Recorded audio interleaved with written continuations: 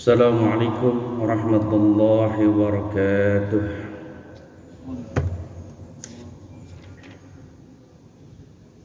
Alhamdulillah. Alhamdulillahilladzi ja'ala taqwa khairi jadi wa libas wa amarna an natajawwada biha liyaumil ibas. Asyhadu an la ilaha illallah wahdahu la syarika lahu rabbun nas. وأشهد أن سيدنا محمدا عبده ورسوله الموصوف بأكمال الصفات الأشهش اللهم صل على سيدنا ومولانا محمد ما دامت الحياة في الأنفاس وعلى آله وصحبه وسلم تسليما كثيرا أما بعد. Puji syukur sama-sama kita panjatkan kehadiran Allah Subhanahu wa taala yang pada siang kali ini Allah memberikan kita usia, kesempatan, kesehatan dan kekuatan, tentunya niat yang teguh dalam melaksanakan perintahnya, itu sholat zuhur berjamaah. Sholawat dan salam semoga terlimpah kepada baginda alam Nabi besar Muhammad sallallahu alaihi wasallam, pada keluarganya, para sahabat, para tabi'in, para alim ulama. Insyaallah kita sebagai umat yang senantiasa istiqomah menjalankan ajaran sunnah-sunnahnya, amin ya rabbal alamin. Sidang salat zuhur yang memuliakan Allah Subhanahu wa taala, diriwayatkan ada seorang laki-laki dari kaum Bani Israel yang telah mengumpulkan 80 peti ilmu. Akan tetapi dia tidak mengambil manfaat dari ilmunya itu. Lalu Allah memberikan wahyu kepada Nabi Bani Israel itu agar dia mengatakan kepada laki-laki yang telah mengumpulkan kitab-kitab ilmu itu, kitabnya begitu banyak sampai 80 peti, dikatakan, apabila kau mengumpulkan ilmu yang banyak, niscaya ilmu itu akan memberikan manfaat bagimu, kecuali engkau mengerjakan 3 hal. Lam yanfa'aka illa an ta'mal bisalasatin. Yang pertama adalah asy'ala tuhibbad dunya walaysat bidaril mu'min. Jangan mencintai dunia, karena dunia itu bukan tempatnya orang mukmin. Jadi nasihatnya seperti itu. Jika engkau ingin manfaat ilmumu, dikatakan di sini bahwa jangan mencintai dunia, karena dunia itu bukannya tempat orang mukmin. Maksudnya apa? Dunia bukan tempat orang mukmin, bukan untuk menerima balasan dari ibadahnya, karena balasan dari ibadah itu hanya di akhirat nanti. Bukan berarti orang mukmin tidak mempunyai tempat di dunia, bukan artinya. Tapi balasan-balasan pahala, ganjaran-ganjaran pahala itu akan diberikan di akhirat. Yang kedua adalah wala tusahibu syaitan, walaysa biraffiqil mu'min. Jangan berteman dengan setan, karena dia bukan sahabat orang mukmin. Maksudnya apa? Jangan mengikuti daripada ajakan-ajakan setan dalam kita hidup di dunia, tetapi berpegang kepada aturan-aturan yang tepat oleh Allah Subhanahu wa taala dan baginda Rasulullah sallallahu alaihi wasallam. Yang ketiga adalah wala tu'di ahadan falisa bihirfatil mu'min. Jangan menyiksa seseorang karena menyakiti. Jadi janganlah menyiksa seseorang karena itu menyakiti, dan itu bukan pekerjaan orang mukmin. Jadi itu nasihat yang disampaikan oleh Nabi-Nabi Bani Israel pada seorang pemuda yang pada saat itu dia telah mengumpulkan 80 kitab ilmu. Nah, baginda Rasulullah SAW banyak menceritakan, banyak menjelaskan bagaimana posisi orang yang berilmu. Kelebihan seorang ahli ilmu kata Nabi itu atas seorang ahli ibadah laksana kelebihan diriku, ya, atas seorang yang terendah dari derajat dan kualitas ibadah dari sahabatku, ya.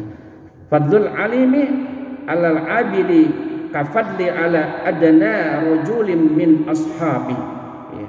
Kelebihan seorang ahli ilmu atas seorang ahli ibadah laksana kelebihan diriku kata Nabi di atas seorang yang terendah dari derajat kualitas, ya, ibadah dari seorang sahabatku, ya. Kemudian lagi fadlul ilmi alal abidi kafadlil qabaril lailatul badri ala sa'iril kawakib. Kelebihan orang yang berilmu itu, ya, dan orang-orang yang gemar beribadah tanpa ilmu, ya. Jadi kelebihan orang berilmu dengan orang-orang ahli ibadah yang tanpa ilmu seperti kelebihan bulan purnama yang bersinar, ya, begitu terang benderang atas kubusan bintang-bintang, ya. Makanya orang-orang yang berilmu itu, ya, sangat dimuliakan, diangkat oleh Allah Subhanahu wa taala. Baginda Rasulullah SAW juga bersabda, innakum asbahtum fi zamani kasiri fuqaha, ya, qalilun qura'uhu wa hufaduhu wa qalilan sa'iluhu katsiran ma'tuhu. Ma'tul alamu bi khairan min ilmi wa sa'ti 'alan nas wa zaman qalilun fuqaha'u katsirun khutabahu qalil mu'tuhu katsiran sa'ilu alimul fi khairun minal amal, ya. Kalian saat ini berada pada suatu masa, ya, nanti kata Nabi saat ini kalian berada dalam suatu masa di mana sangat banyak ahli fikih, ya, fuqaha, tetapi sedikit yang membaca Al-Quran dan pengkhutbah, ya, orang yang ceramah lagi itu, ya. Banyak pemberi tetapi sedikit peminta-minta. Pada saat seperti ini amal perbuatan lebih utama daripada ilmu yang tidak diterapkan, tidak diamalkan. Nah, namun suatu zaman nanti kata Nabi juga, ya, suatu masa akan datang di mana sangat sedikit ahli fikih tetapi juga banyak membaca Al-Quran dan pengkhutbah, ya. Pada saat seperti itu sungguh sangat sedikit pemberi tetapi cukup banyak yang meminta-minta, ya, di mana saat itu ilmu lebih baik daripada amal, ya. Jadi ini menceritakan tentang zaman banyak ahli fikih, ya, tetapi sedikit yang membaca Al-Quran, yang mengkhutbah, ya. Jadi pada saat itu amal lebih baik, ya. Dan di zaman yang akan datang, ya, terbalik, ya, sedikit ahli fikih, ya, tetapi banyak yang membaca Al-Quran, ya, yang banyak yang orang-orang yang berceramah, yang pidato, ya, pada saat itu, ya, di mana ilmu lebih baik daripada amal. Nah, pada hari kebangkitan nanti Allah Subhanahu wa taala akan membangkitkan para ahli ibadah, para ahli ilmu, ya. Kemudian Allah Subhanahu wa taala berfirman, wahai golongan orang-orang yang berilmu, aku tidak akan menempatkan ilmuku kecuali aku tahu tentang kalian. Jadi Allah tidak akan menempatkan ilmu itu kecuali pada orang-orang yang dipilih. Dan aku tidak akan menempatkan ilmu pada kalian untuk menghukum kalian. Oleh itu kata Allah, pergilah kamu ke surga. Kenapa? Orang-orang yang berilmu itu, yang dia mengamalkan ilmunya, mengajarkan kepada orang lain, bermanfaat untuk dirinya dan juga bermanfaat untuk umat. Maka kelebihan orang-orang berilmu seperti itu, ya.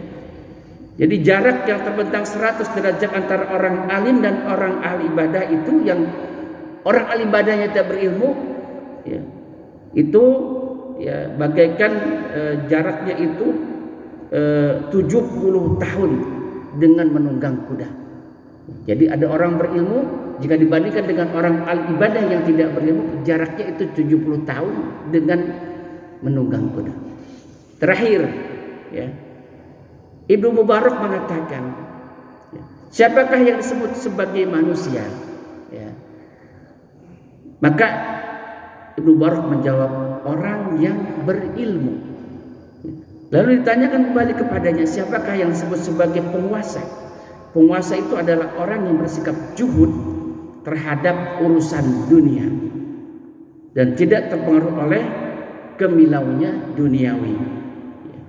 Ditanyakan pula kepadanya, lalu siapakah orang yang hina?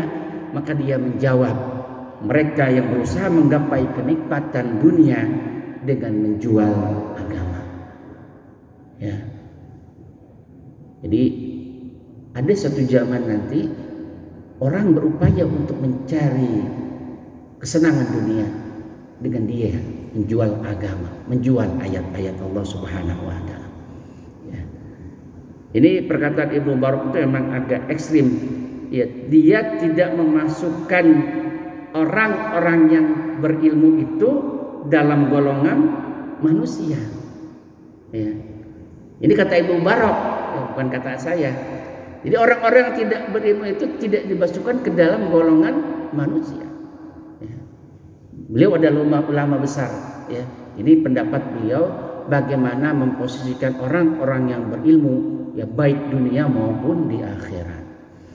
Ya, itu saja mungkin yang dapat saya sampaikan dalam kesempatan siang kali ini. Mudah-mudahan menambah keimanan, ketakwaan kita, kejuhutan, ya, tawadu kita untuk terus istiqomah mencari ilmu dimanapun, ya, untuk memperbaiki daripada ibadah kita dan tentunya untuk mengetahui daripada posisi kita di atas Allah Subhanahu wa taala. Kita lebih mengenal Allah Subhanahu wa taala. Makanya orang-orang yang mengenal Allah Subhanahu wa taala sedikit amal tapi dia telah mencukupi. Karena apa? Ilmunya banyak. Ya. Tetapi orang yang ahli ibadah, ya, orang yang ahli ibadah tanpa ilmu, maka dia akan tertolak di hadapan Allah Subhanahu wa taala. Tidak sempurna dalam ibadah. Allahumma fiq ila aqwamit thariq. Assalamualaikum warahmatullahi wabarakatuh.